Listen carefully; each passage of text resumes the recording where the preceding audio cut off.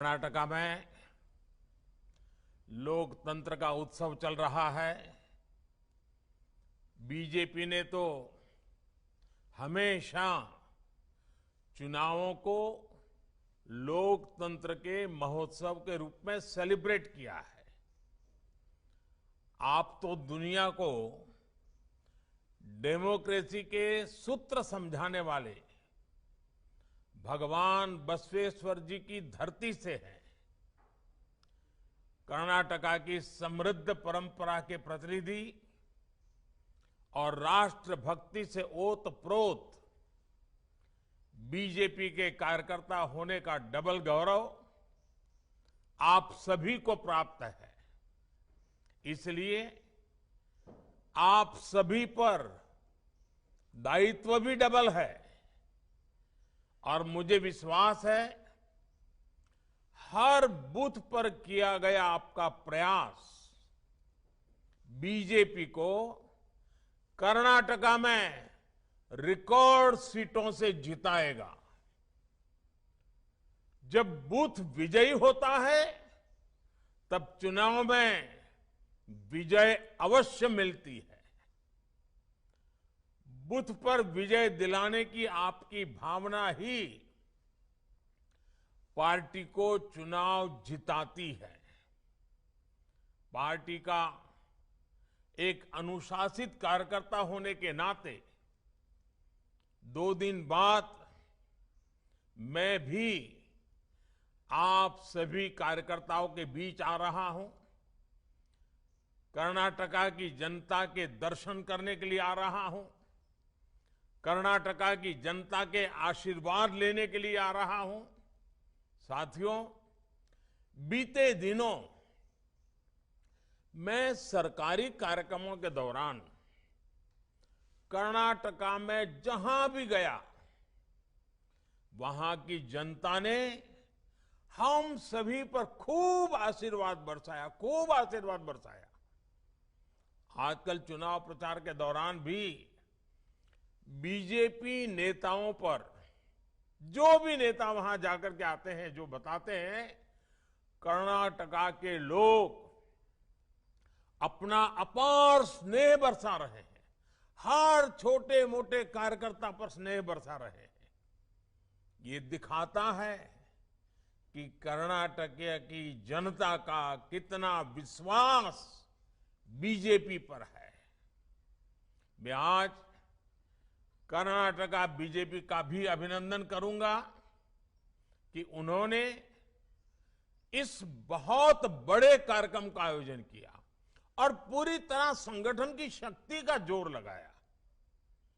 चुनाव की इस हलचल के बीच कार्यकर्ताओं से बात करके मुझे भी काफी कुछ सीखने को मिलेगा।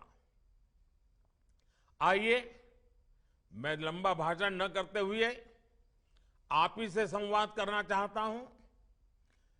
मुझे पहला सवाल भेजा है विरूपाक्षप्पा जी का है, वो शिवमोगा से हैं। उनका सवाल है, मैं अपना बूथ जीतकर अपनी पार्टी की जीत को और मजबूत करना चाहता हूं। कुछ बूथ हमेशा से दूसरी पार्टियों के किले गढ़ रहे हैं। ऐसे में अगले 10 दिन में क्या करें कि इस बार हमारी पार्टी ये बूथ जीत सके। विरूपाक्षप्पा जी, सबसे पहले तो मैं आपको बधाई देना चाहता हूं कि आप विजय के विश्वास से भरे हुए हैं। आप अपना बूथ जिताने के लिए इतने उत्सुक हैं और भी वहां जो आप कहते हैं कि औरों का गढ़ है। कार्यकर्ता का ये जज्बा, सभी का यही जज्बा बीजेपी को दूसरी पार्टियों से अलग बनाता है। आपको बूथ जीतना है तो सबसे पहले काम करिए। आपके जैसे ही कर्मठ और विजय का विश्वास रखने वाले 10 पुरुष कार्यकर्ता और 10 महिला कार्यकर्ता, 20 लोगों की जोड़ी बनाइए और मजबूत जोड़ी बनाइए, टीम बनाइए। कर्नाटका के उज्जवल भविष्य के लिए, कर्नाटका के नौजवानों के उज्जवल भविष्य के लिए भाजपा की केंद्र सरकार हो या भाजपा की राज्य सरकार हो, ये मिलकर के कैसे काम कर रही है, इसकी सारी जानकारी आपके मोबाइल में होनी चाहिए, आपकी डायरी में होनी चाहिए, और डायरी हमेशा साथ होनी चाहिए। और ये सारी बातें आपके दिलो दिमाग में भी होनी चाहिए। गरीब हो, दलित हो, पिछड़े हो, महिला हो, किसान हो, नौजवान हो, इन सभी के लिए जो काम हमारी सरकार ने किए हैं, ये सारी जानकारी आपके पास उपलब्ध होनी चाहिए। करोगे ना? इन जानकारियों के साथ साथ आप और आपका बनाया 10-10 लोगों का ग्रुप, यानी 2-2 लोगों की जोड़ी, एक पुरुष कार्यकर्ता, एक महिला करता, जब आपके बूथ के लोगों के पास जाएगा, परिवार के अंदर जाना चाहिए। वो बाहरी पैम्फलेट देकर के निकल जाते, ऐसा नहीं। घर में जाकर के एक पुरुष कार्यकर्ता, एक महिला करता, दोनों साथ जाए, एक घर में जाकर के बैठे। बुजुर्ग लोग हैं तो उनको जरा प्रणाम कीजिए, बच्चों को प्यार कीजिए, परिचय पूछिए, घर में क्या करते हैं, कहाँ के हैं, कैसे करते हैं, क्या व्यवस्था, सारी बातें उनसे सुनिए। फिर कहिए कि देखिए हम तो भाजपा के कार्यकर्ता हैं, आप कुछ पूछना चाहते हैं क्या, आप कुछ कहना चाहते हैं क्या। फिर हम लारे जो काम है, सकारात्मक काम है, उनके साथ 1 to 1 बातें कीजिए। एक परिवार में आधा पौना घंटा, 1 घंटा बिताइए, बहुत फायदा होगा। बूथ जीतने की शुरुआत तब होती है जब कार्यकर्ता बूथ से जुड़े परिवारों को जीत लेता है, उनके दिल को जीत लेता है। आप लोगों से जब बातें करेंगे, कई स्तर पर चर्चा कर सकते हैं। जैसे दुनिया के अनेक देशों में अर्थव्यवस्था की हालत खराब है, लेकिन हमने कैसे भारत की अर्थव्यवस्था को मजबूती संभाले रखा है, लोग देख रहे हैं, लोगों को पता होता है। दुनिया के अनेक देश कोरोना से लड़ने में पस्त हो गए, लेकिन भारत ने सफलता से कोरोना से लड़ाई लड़ी है। आज देश गरीबी के खिलाफ लड़ रहा है, आज देश इंफ्रास्ट्रक्चर पर रिकॉर्ड निवेश कर रहा है, आज देश किसानों को किस तरह से लाखों करोड़ रुपए किसान सम्मान निधि के माध्यम से भेजकर उन्हें ब्याजखोरों से बचा रहा है। बीजेपी और दूसरी पार्टियों में सबसे बड़ा फर्क अप्रोच का है। बीजेपी आने वाले 25 साल में विकसित भारत के रोड मैप पर काम कर रहा है। आप देखें, हमारे जो विरोधी हैं उनका क्या एजेंडा है? उनका एजेंडा है सत्ता हथियाना। हमारा एजेंडा क्या है? 25 साल में देश को विकसित बनाना, गरीबी से मुक्त बनाना, नौजवानों के सामर्थ्य को सबसे आगे बढ़ाना। आने वाले 25 साल में कर्नाटका की विकास यात्रा को नेतृत्व देने के लिए बीजेपी एक युवा टीम का निर्माण कर रही है। हमारी कोशिश है कर्नाटका में बेंगलुरु जैसे अनेक ग्लोबल हब बन सके। भारत की स्टार्टअप क्रांति को कर्नाटका लीड करता रहे। आप अपने बूथ के फर्स्ट टाइम वोटर से भी जरूर मिलिए, उनका एक सम्मेलन भी कर सकते हैं, उनकी कोई स्पर्धा, साइकिल स्पर्धा जैसा कार्यक्रम भी बना सकते हैं। आप उन्हें भाजपा को वोट देने के लिए प्रेरित कीजिए। लंबे अरसे से कर्नाटक में बीजेपी का बड़ा जनाधार रहा है। आप पूर्ण बहुमत की स्थिर बीजेपी सरकार के लिए वोट मांगेंगे तो कर्नाटका की जनता जरूर आशीर्वाद देगी। उनको समझाइए कि कर्नाटक में लगातार अस्थिरता से कितना नुकसान हुआ है और दिल्ली में पिछले 9 साल से आपने मजबूत स्थिर सरकार बनाई, इतना कितना लाभ हुआ है। इस बार भी वहां पर मजबूत और स्थिर सरकार बनाइए। चलिए आइए, मैंने काफी लंबी बात कर ली शिवमोगा के हमारे साथियों से। अब दूसरा सवाल जो मुझे मिला है वो फकीरप्पा जिंदे जी का है। वो चित्रदुर्गा जिले से हैं और वो पूछते हैं, सर हम लोग हमेशा डबल इंजन सरकार की बात करते हैं, डबल इंजन सरकार की परिभाषा आपके लिए क्या है? डबल इंजन सरकार से कर्नाटका के विकास को क्या लाभ होगा? चलिए, फकीरप्पा जी ने बहुत ही अच्छा सवाल पूछा है, डबल इंजन सरकार के संबंध में पूछा है और उसका सीधा और साधारण मतलब है विकास की डबल रफ्तार। बीते 9 वर्षों का देश का अनुभव रहा है कि जहां जहां बीजेपी की डबल इंजन सरकार है वहां वहां गरीब कल्याण की योजनाएं तेजी से जमीन पर उतरी है। हर घर जल योजना में कर्नाटका देश के अग्रणी राज्यों में है, क्योंकि यहां भी भाजपा सरकार है, वहां भी भाजपा सरकार है। इसलिए संभव हो पा रहा है क्योंकि यहां डबल इंजन सरकार है। आपको मैं बताऊं, जो राज्यों में भाजपा सरकार नहीं है, लोकतंत्र में स्वाभाविक है, लेकिन करते क्या है, केंद्र सरकार की कोई भी योजना उनके यहां सफल ना हो, उनको डर लगता है कि अगर सफल हो गई तो मोदी का जय जयकार हो जाएगा।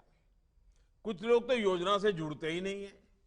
कुछ राज्य ऐसे हैं वो योजना का नाम बदल देते हैं, स्टिकर नया लगा देते हैं।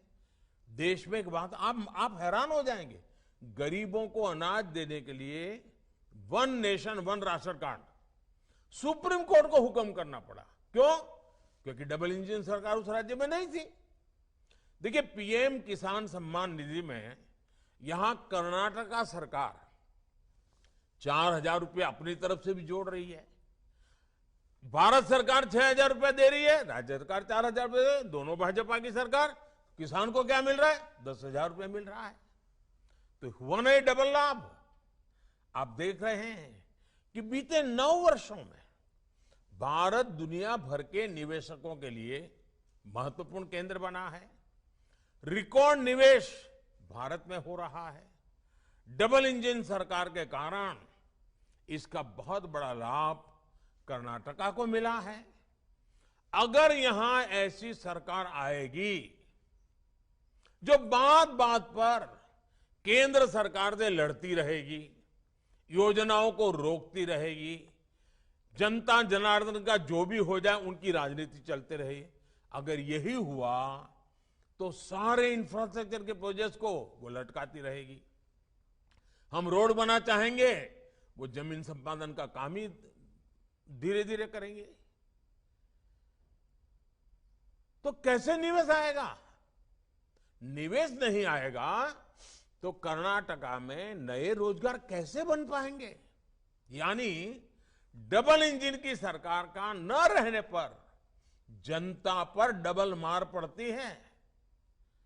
और आप देखिए, आप सामान्य नागरिक से बात करते ये भी बता सकते हैं कि देखो भाई, ट्रैक्टर है, हम बहुत बढ़िया काम करता है, लेकिन ट्रैक्टर का एक पहिया आप मारुति कार का लगा दें तो बताइए वो ट्रैक्टर चलेगा क्या?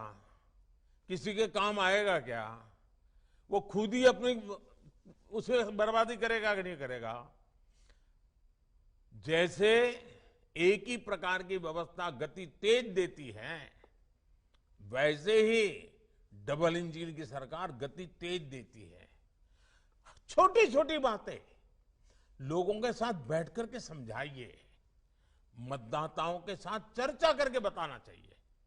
और बूथ लेवल पे बताना चाहिए। लंबे लंबे बड़े भाषण करने की जिम्मेवारी जिसकी है वो करेंगे। हम कार्यकर्ताओं को तो बूथ को ही जीतना है और बूथ पर ही हमारी शक्ति हमें लगानी है। तब डबल इंजन सरकार का असली मतलब समझ लोगों को आ जाएगा। साथियों, जब भी भाजपा को सेवा करने का मौका मिलता है तो विकास की स्पीड और स्केल दोनों बढ़ जाती है। अब जैसे कुछ पार्टियां कह सकती हैं कि वो जब सत्ता में थी तो वो भी आवास से जुड़ी योजनाएं चलाती थी, तो ऐसे में भाजपा अगर आवास से जुड़ी योजना चला रही है तो उसमें नया क्या है, ऐसा बोलते हैं। इसका ही उत्तर है स्पीड और स्केल, सोच और अप्रोच। अब मैं आपको बताता हूं कि आवास योजनाओं में हमने क्या बदलाव किए। मैं ये छोटी छोटी बातें इसलिए बताता हूं कि आप कार्यकर्ताओं को मतदाताओं के बीच जाकर के बताने में सुविधा हो जाएगी। 2014 से पहले की योजनाओं में एक घर बनने में 300 दिन लगते थे। अब हमारी योजना में 100 दिन से भी कम समय में घर बन जाते हैं। पहले घर का आकार 20 वर्ग मीटर होता था, अब घर का आकार 25 वर्ग मीटर होता है। पहले की योजना में एक घर को 70-75 हजार रुपए की मदद दी जाती थी। अब यह मदद 1,30,000 रुपए यानी करीब करीब डबल कर दी गई है। इससे भी बड़ी बात यह है कि ये पैसे अब सीधे लाभार्थी के बैंक अकाउंट में भेजे जाते हैं। कोई बिचौलिया नहीं, कोई कट की कंपनी नहीं। पहले की आवास योजना में लाभार्थी की पसंद का बिल्कुल ध्यान नहीं दिया जाता था। हमारी सरकार की आवास योजना में घर उसमें रहने वाले परिवार की पसंद के हिसाब से बनता है। पहले की आवास योजना में 4 दीवारें खड़ी करके घर देने का दावा किया जाता था। आज घर, बिजली, नल से जल, टॉयलेट, एलपीजी कनेक्शन जैसी अनेक योजनाओं को साथ साथ दिया जाता है। मैं आपको स्पीड और स्केल का एक और उदाहरण देता हूं। देश में देखिए हेल्थ कितना महत्वपूर्ण विषय है, आरोग्य कितना महत्वपूर्ण है, लेकिन कैसे हाल रहा। देश में पहला एम्स 1956 में शुरू हुआ। कांग्रेस ने उसका भरपूर श्रेय लिया, ढोल बजाते रहे बस। लेकिन दूसरा एम्स कब शुरू हुआ? पहला तो 56 में बना, दूसरा कब शुरू हुआ इसके बारे में कांग्रेस कुछ नहीं बोलती है, मुंह पे ताला लग जाता है। आपको जानकर के हैरानी होगी, दूसरा एम्स बनने में करीब करीब 50-60 साल लग गए। वर्ष 2003 में जब अटल जी की सरकार आई तो उन्होंने और ज्यादा एम्स बनाने के बारे में योजना बनाई। ये योजना स्वास्थ्य सेवाओं और मेडिकल शिक्षा में क्षेत्रीय असंतुलन को दूर करने के लिए बनाई। इस योजना को भी यूपीए सरकार ने ठंडे बस्ते में डाल दिया। बहुत ज्यादा मांग बढ़ने और देश की जनता की मांग करने पर आधे अधूरे मन से काम किया गया। किसी तरह 2014 तक देश में एम्स की संख्या बढ़कर के 7 पहुंची। याद रखो, यानी 60 साल में एम्स की संख्या 1 से बढ़कर 7 हुई। लेकिन अगले 9 वर्षों में जब हम आए तो हमने देश में एम्स की संख्या को 3 गुना बढ़ा दिया। अब बताइए डबल इंजन सरकार की ताकत है कि नहीं है? अब देश में 7 नहीं 20 एम्स है, 20। इसके साथ ही देश में 3 नए एम्स पर तेजी से काम भी चल रहा है। यही हाल देश में मेडिकल कॉलेजों का भी था। आजादी से लेकर 2014 तक देश में मेडिकल कॉलेजों की संख्या 380 थी। 400 से भी कम। हमें आने के बाद पिछले 9 साल में देश में मेडिकल कॉलेजों की संख्या 600 से भी ज्यादा हो चुकी है। भ्रष्टाचार के खिलाफ लड़ाई में भी पहले और अब में बहुत बड़ा फर्क है। कांग्रेस ने भ्रष्टाचार मिटाने में कोई रुचि नहीं दिखाई, क्योंकि वो खुद ही भ्रष्टाचार का सबसे बड़ा स्रोत रही है। वर्ष 2014 के बाद करप्शन से लड़ाई में कितना तेजी आई है, ये पूरा देश देख रहा है। जनधन, आधार और मोबाइल का जो त्रिशूल है ना, इस त्रिशूल ने भ्रष्टाचार पर बहुत बड़ा वार किया है। डायरेक्ट बेनिफिट ट्रांसफर ने देश के 2,75,000 करोड़ रुपए, याद रखिए, 2.25 लाख करोड़ रुपए जो चोरी होते थे, गलत हाथों में चले जाते थे, भ्रष्टाचार होता था, वो पैसे बचा लिए गए, जो आज गरीबों के, देश के युवाओं के काम आ रहे हैं। ये जनता के वो पैसे हैं जो बिचौलियों की जेब में चला जाया करते थे। हमने गवर्नेंस के हर क्षेत्र में स्केल, स्पीड, सोच और अप्रोच में आमूलचूल बदलाव किया है। आइए अब देखते हैं, 2 साथियों से बात हुई, अब तीसरा सवाल लेते हैं। सवाल मुझे चंद्रशेखर जी का है और चंद्रशेखर जी विजयनगर से हैं।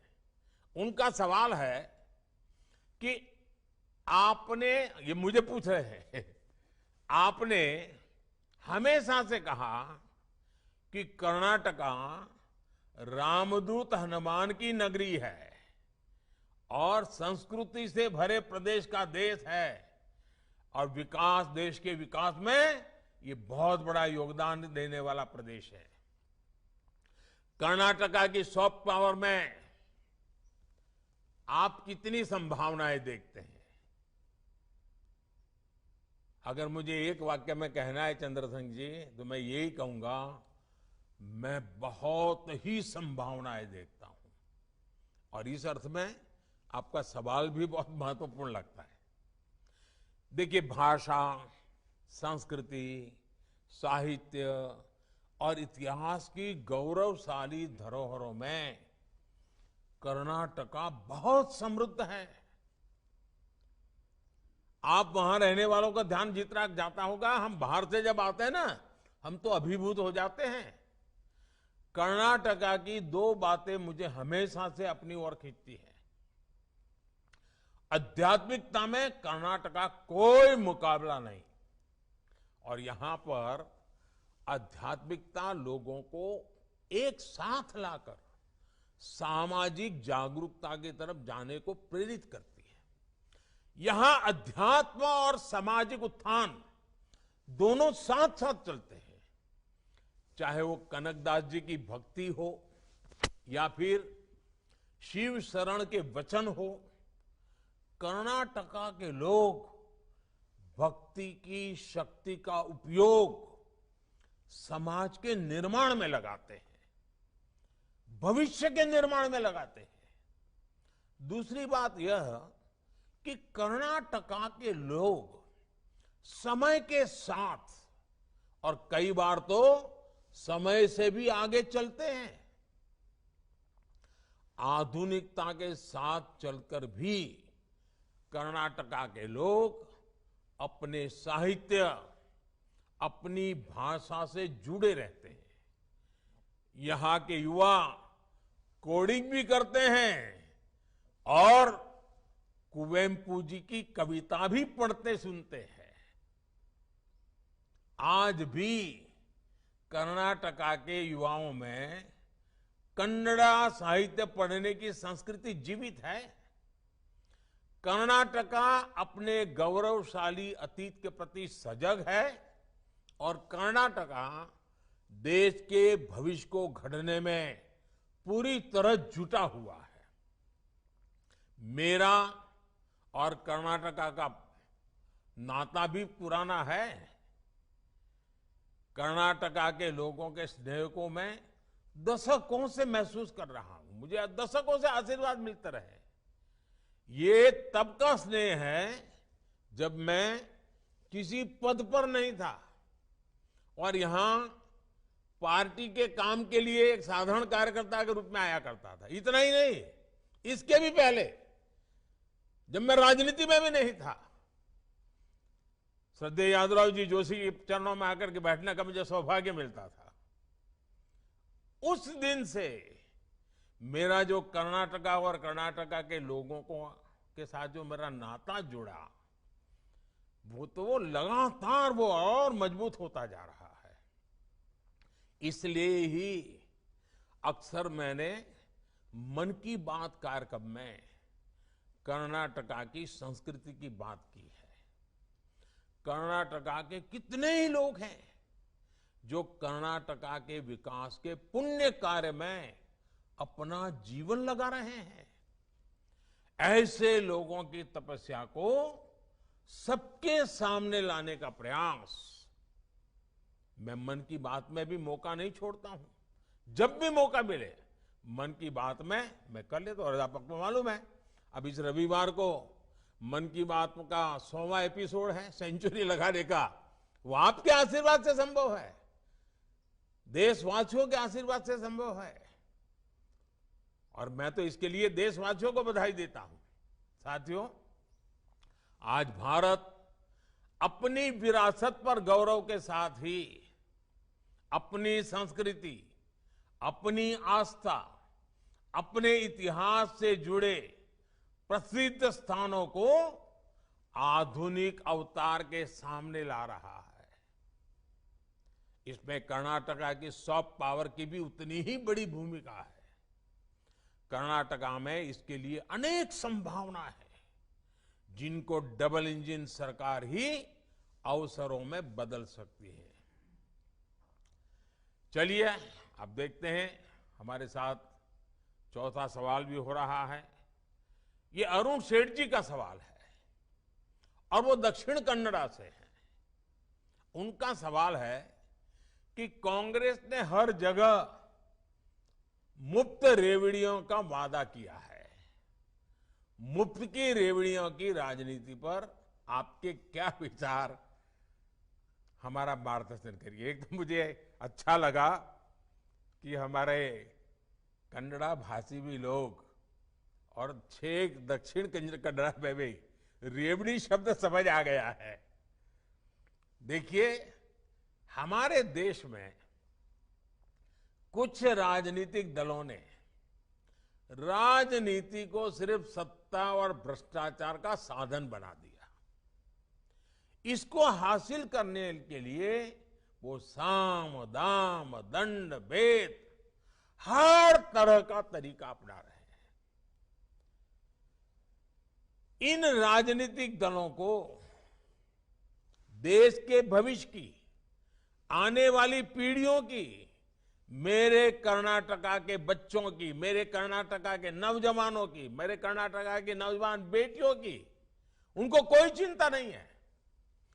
मुफ्त की रेवड़ी की राजनीति की वजह से कई राज्य इतना बेतहाशा खर्च अपनी दलगत राजनीति की भलाई के लिए कर रहे हैं, राज्य कर्ज में डूबते चले जा रहे हैं और आने वाली पीढ़ियों का भी वो खा जा रहे हैं। देश ऐसे नहीं चलता, सरकार ऐसे नहीं चलती। सरकार को पीढ़ियों बनाने का लिए भी काम करना होता है। सरकार को वर्तमान के साथ साथ भविष्य का भी सोचना पड़ता है।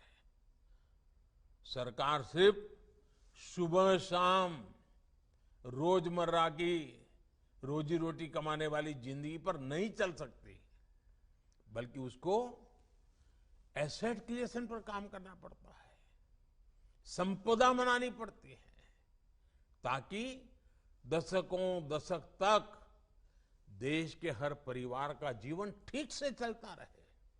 इसलिए बीजेपी शॉर्टकट नहीं, बल्कि विकसित भारत के निर्माण के लिए काम कर रही है। और आप कभी रेलवे स्टेशन पर गए होंगे तो देखते होंगे, कुछ लोग एक प्लेटफॉर्म से दूसरे प्लेटफॉर्म पर जाना है तो ऊपर का वो ब्रिज छोटा सा चढ़ करके जाते हैं, और कुछ लोग जल्दी में नीचे ही कूद करके पटरी क्रॉस करके भागने की कोशिश करते हैं। वहां लिखा होता है, shortcut will cut you short. ये सब जगह पे लागू होता है। साथियों, बीजेपी सिर्फ 5 साल के नहीं, सिर्फ हमारी सत्ता के लिए नहीं, बल्कि हम देश के लिए सोचते हैं। हम दल के लिए नहीं, देश के लिए सोचते हैं। हम सिर्फ हमारी आज की चुनाव की राजनीति के लिए नहीं, हम 25 साल में भारत को कहां ले जाएंगे, इस सपनों को साकार करने के लिए काम कर रहे हैं। हाँ, कुछ तात्कालिक चुनौतियों से निपटने के लिए देश के गरीब परिवारों को हर संभव सहायता दी जा रही है। वो सरकार का दायित्व है। अब कोरोना वैक्सीन के समय हमें जरूरत लगी तो हमने मुफ्त वैक्सीन दिया देश को, क्योंकि जिंदगी बचानी थी। और वो आज मेरे देश को आगे बढ़ाने में काम कर रहे हैं। मुफ्त राशन देने की जरूरत पड़ी, देना था, दिया, क्योंकि देश में कोई व्यक्ति भूखा नहीं रहना चाहिए। लेकिन देश को आगे बढ़ाना है तो हमें ये रेवड़ी कल्चर से मुक्त होना ही पड़ता है। बीजेपी सरकार आज पूरे देश में आधुनिक फिजिकल, डिजिटल और सोशल इंफ्रास्ट्रक्चर पर अभूतपूर्व निवेश कर रही है। यही आज की पीढ़ी के साथ साथ भविष्य की पीढ़ियों को भी काम आने वाला है। अब देखिए, road, rail, airport, port, solar park, गरीबों के घर, पानी की लाइनें, gas pipeline, medical college, AIIMS, IIT, triple IT, IIM, ऐसी संपदा बनाने पर हमारा फोकस है। अब आज से 25 साल पहले अगर मेडिकल कॉलेजें बनाई होती तो आज देश के पास लाखों डॉक्टर होते।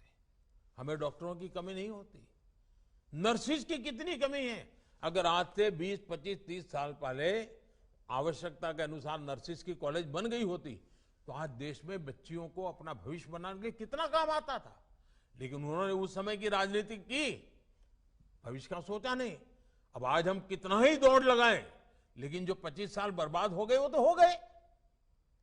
और इसलिए मेरी नौजवानों से खास विनती है कि जो रेवड़ी बांटने वाले आपको मूर्ख बनाने की कोशिश करते हैं ना, आप अपने उज्जवल भविष्य, अपने संतानों के भविष्य के लिए सोचिए। और मैं पक्का कहता हूं, जिस दिशा में हम चल रहे हैं, जिन मजबूती पर चल रहे हैं, इसका लाभ कर्नाटक को भी मिल रहा है। अब फॉरेन डायरेक्ट इन्वेस्टमेंट की बात करें, एफडीआई की, और मेरी तो एफडीआई की दूसरी भी व्याख्या है। एफडीआई की एक पॉपुलर व्याख्या है फॉरेन डायरेक्ट इन्वेस्टमेंट, और मेरी एक और व्याख्या है first develop India, FDI, first develop India. अब देखिए, कांग्रेस के शासनकाल में एफडीआई का क्या हाल आता है। 1 लाख करोड़ रुपए का निवेश आया, जबकि बीजेपी के 4 साल में 4 लाख करोड़ रुपए से ज्यादा निवेश आया है। कांग्रेस की झूठ की रेवड़ियों का पर्दाफाश करने के लिए आपको कांग्रेस शासित दूसरे राज्यों की सच्चाई भी लोगों को बतानी होगी। और आपको इस सारा नेट पर देखोगे तो मिल जाएगा, आंकड़ों के साथ मिल जाएगा। हिमाचल के लोग, अभी चुनाव हुआ है ना, 1 साल हो गया, हिमाचल के लोग आज तक कांग्रेस की गारंटी पूरी होने का इंतजार कर रहे हैं। वादे किया कुछ नहीं।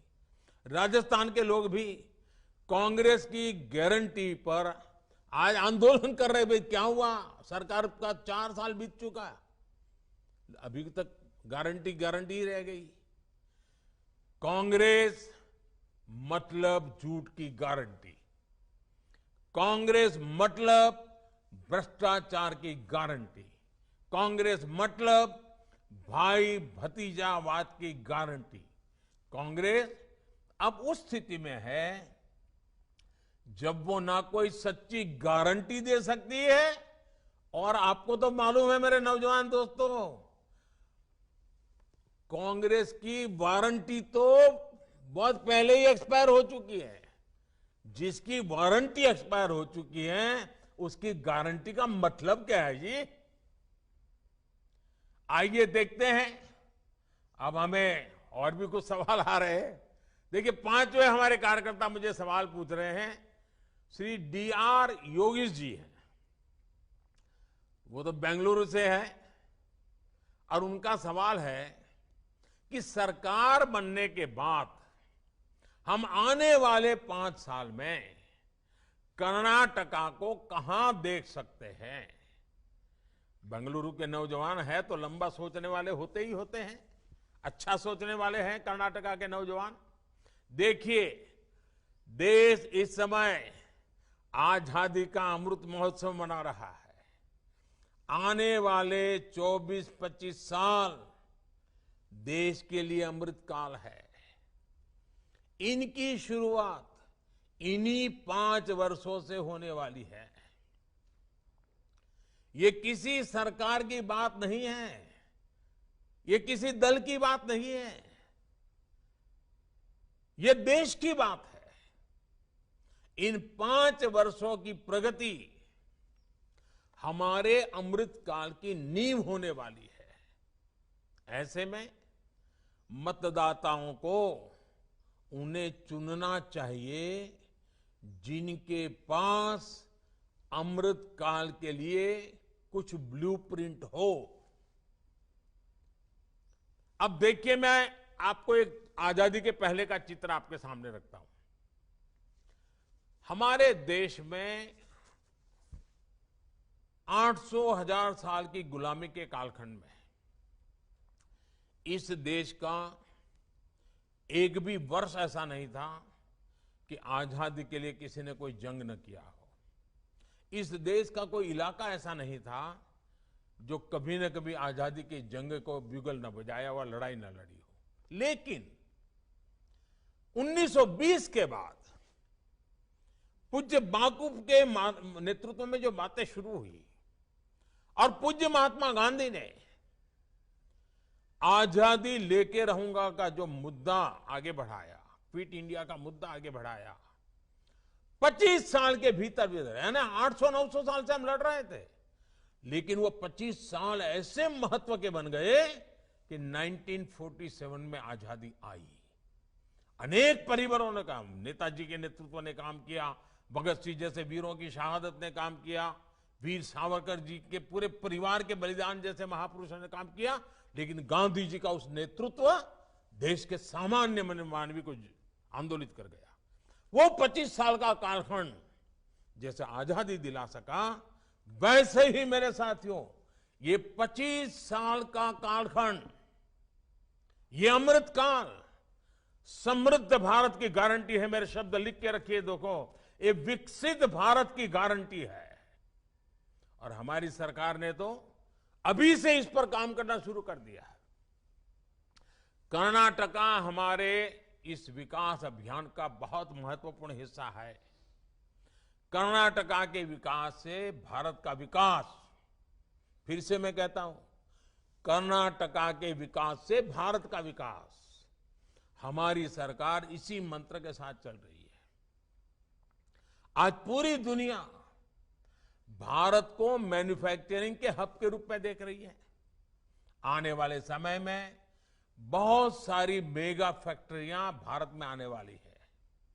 इसका बहुत बड़ा लाभार्थी कर्नाटका का युवा होने वाला है। इसके लिए हमें बहुत तेज गति से कर्नाटका के इंफ्रास्ट्रक्चर को आधुनिक बनाना है, तेज गति से मल्टी मॉडल बनाना है। आज देखिए, बेंगलुरु का इंटरनेशनल एयरपोर्ट कितना आधुनिक, कितना शानदार बन चुका है। रेलवे स्टेशन भी एयरपोर्ट से कम नहीं है। बेंगलुरु मेट्रो की प्रशंसा भी पूरे देश में हो रही है। बेंगलुरु मैसूरू एक्सप्रेसवे बहुत शानदार बना है। आज पूरे कर्नाटका में ऐसे प्रोजेक्ट्स पर काम चल रहा है अब देखिए शिवमोगा एयरपोर्ट, बीदर एयरपोर्ट, तुमकुर में HAL की फैक्ट्री, ऐसे अनेक प्रोजेक्ट पूरे हो चुके हैं। बाकी प्रोजेक्ट पर भी हमें बहुत कम समय में काम पूरा करना है। इसके लिए डबल इंजन सरकार, और वो भी कर्नाटका में पूर्ण बहुमत वाली भाजपा की स्थिर और मजबूत सरकार होना बहुत आवश्यक है।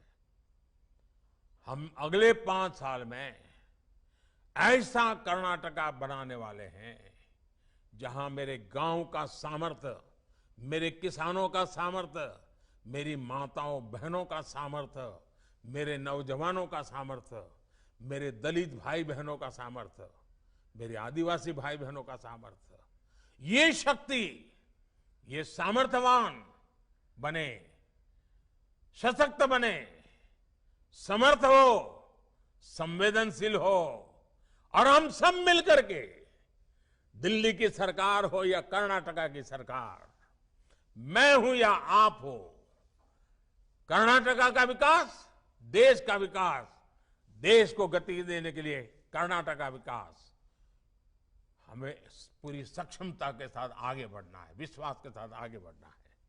साथियों, इन्हीं वजह से आज कर्नाटका की जनता बीजेपी की पूर्ण बहुमत की स्थिर और मजबूत सरकार बनाने के तैयार है।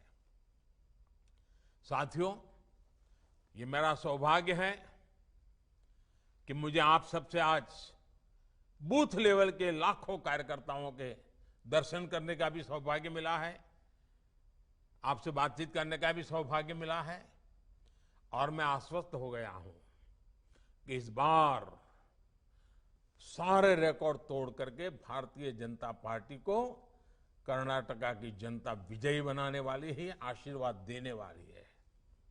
लेकिन साथियों, जनता के आशीर्वाद उसको हमें पोलिंग बूथ तक पहुंचाना पड़ता है। आंधी कितनी ही तेज क्यों ना हो, लेकिन साइकिल की ट्यूब लेके खड़े हो जाए तो हवा नहीं भरती है, पंप लगता है। वैसे ही आंधी है, आशीर्वाद का प्रवाह है, लेकिन पोलिंग बूथ तक ले जाने के लिए कार्यकर्ता डटे रहना चाहिए, बूथ कमेटी डटी रहनी चाहिए, बूथ की शक्ति लगनी चाहिए। और आप देखिए, बूथ विजय निश्चित हो जाएगा, और जब बूथ विजय हो जाएगा तो कर्नाटका के उज्जवल भविष्य की गारंटी भी पक्की हो जाएगी। और इसलिए हमें एक पल भी निश्चिंत नहीं। अब कुछ लोग कहेंगे, मोदी जी आपने सार्वजनिक रूप से इतनी सारी बता दी तो और पार्टियां भी ये उसका फायदा उठाएगी। मुझे कोई प्रॉब्लम नहीं है साथियों, सच्चे अर्थ में जनता के बीच में ईमानदारी से काम करने का हर एक को अधिकार है। लेकिन मुझे पक्का मालूम है, मैं सब पब्लिकली बता रहा हूं, तरीके बता रहा हूं, कोई सीक्रेट नहीं रखता हूं, लेकिन मुझे मालूम है उन लोगों की आदतें ऐसी हैं कि वो इस रास्ते पर चल ही नहीं सकते। ये तपस्या है, तपस्या, और भाजपा कार्यकर्ता तपस्या कर सकता है, इसलिए ऐसी बातें उनको कहने का मेरा हिम्मत हो जाती है। और मुझे विश्वास है कि आपकी तपस्या, आपका संघर्ष, आपका सामर्थ्य, बूथ पर ही ताकत लगाने का आपका संकल्प बूथ को विजयी बनाए के रहेगा। बूथ विजयी होगा तो कर्नाटका विजयी होने वाला है, बूथ विजयी होगा तो भाजपा सरकार पक्की बनने वाली है, और डबल इंजन सरकार वापस आएगी, ये मेरा पूरा विश्वास है। लोकतंत्र के उत्सव में आपकी भागीदारी, आपके परिश्रम को सशक्त करने के लिए मैं भी आपके साथ एक कार्यकर्ता के नाते जुटने वाला हूं। बीजेपी के कार्यकर्ता के नाते मुझसे जो कुछ भी बन पड़ेगा, आप कार्यकर्ता जो भी मुझे आदेश करेंगे, मैं भी कंधे से कंधा मिलाकर आपके साथ खड़ा रहूंगा, काम करूंगा। और कर्नाटक की जनता का आशीर्वाद लेना ये मेरे लिए बहुत बड़ा सौभाग्य होता है। आने वाले दिनों में हम घर घर जाकर बीजेपी के प्रति हर कन्नडिगा को, हर मेरे कन्नडिगा भाई को, उनके विश्वास को और मजबूत करेंगे। आपको पूरे विश्वास के साथ फ्रंट फुट पर खेलना है। हमें हर बूथ, हर पन्ने तक पहुंचना है। आप सभी को मेरी बहुत बहुत शुभकामनाएं, बहुत बहुत धन्यवाद।